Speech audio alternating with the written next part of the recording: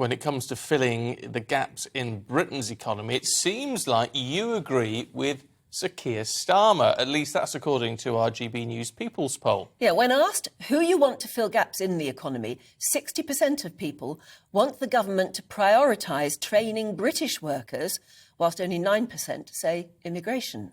Now, when voters are asked whether they'd support changing Britain's current relationship with the EU to a Swiss-style relationship, that was talked about last week, only 32% of voters say they would support this, falling to 15% amongst Conservatives and 13% amongst people who voted for Brexit. Now, do the public support England's footballers taking the knee at the World Cup? Apparently, according to our poll, 40% do support that, 23% oppose it.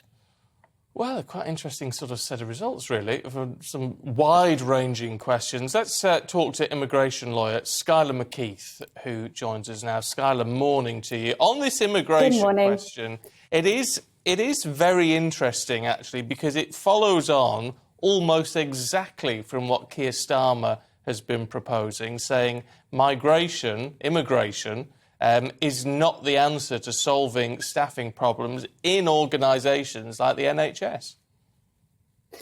Yeah, well, so what it comes down to is Brits want to keep the jobs in the UK for the British people rather than looking overseas to recruit, which is a fundamental principle of Brexit. And the issue here is we are dealing with a labour shortage following Brexit and the COVID lockdowns, and there are now fewer EU citizens moving to the UK. There are many jobs available, but these jobs are not being filled. So the issue is that Brits do not want a large majority of the jobs needing to be filled. And if companies have the resources and the funds to train British workers, then they absolutely should do that. But training people also does take time. And there are a lot of lower skilled jobs that don't necessarily need much training, but Brits are not taking those jobs. So to really thoroughly tackle the labour shortage, lower paid jobs such as cleaners and lower skill hospitality jobs need to be made eligible for visas. But the Home Office has stated that lower paid jobs will only be made eligible for visas in exceptional circumstances.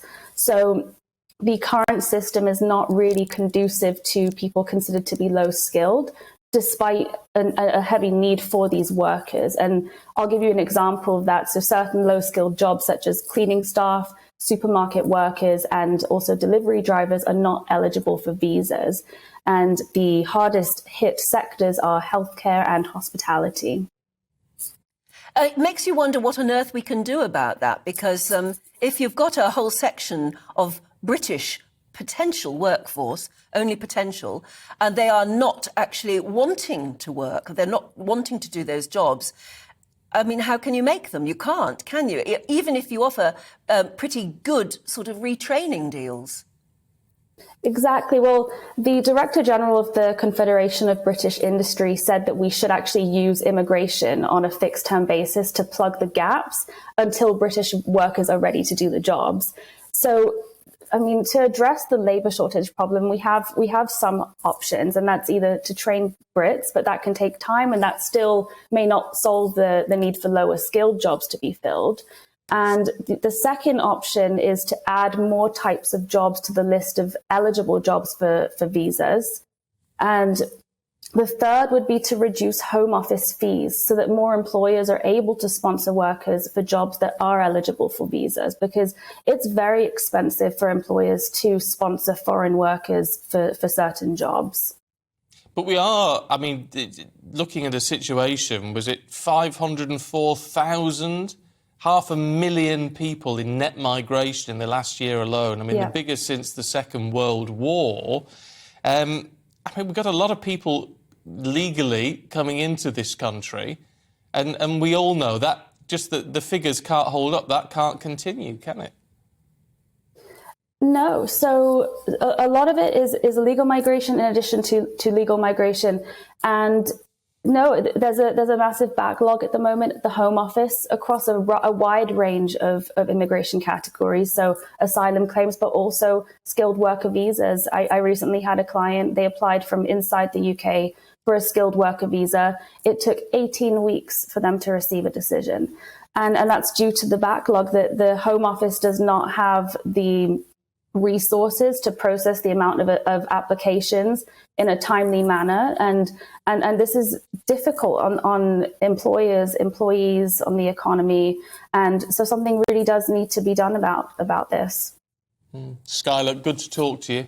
Thanks very much indeed. Thank you. Do you know what worries me, though, slightly, is the idea, and Skylar's saying, to plug the gap, you sort of lower the bar that allows people to come into the country on a legal basis. You then end up, and we've almost got it at the moment, where the lowest paid jobs and the more sort of subservient jobs are the immigrants. Immigrants, which creates, I think, a really odd dynamic. A weird class culture, almost. Yes. Where it's like which would feel like a huge step backwards. If you're a foreigner, then you come in and you do jobs which serve us. Yeah. And that doesn't seem right to me. No, it's not. That's not the answer either, is it? No. And if there's... But if so many employers, whenever we talk about this, get in touch and say, I've got jobs available, but British people don't want to do them. Well, if you're on benefits, you've got to be... You can't turn down jobs. People... I mean, I don't know. I don't know. Find ways to, don't they? But there's got to be, if there's jobs to be done, do the jobs. And then that's how you progress, isn't it? So is the answer better pay? Would you take a cleaning job if it was better paid? I think there are a lot of people who simply wouldn't do that either. See, I've got to say, if I needed a job, if I was in a situation where I just didn't have a job and I was busy looking for, even in this industry, I was looking for another job in this industry, and a job came up cleaning or whatever, I would do it.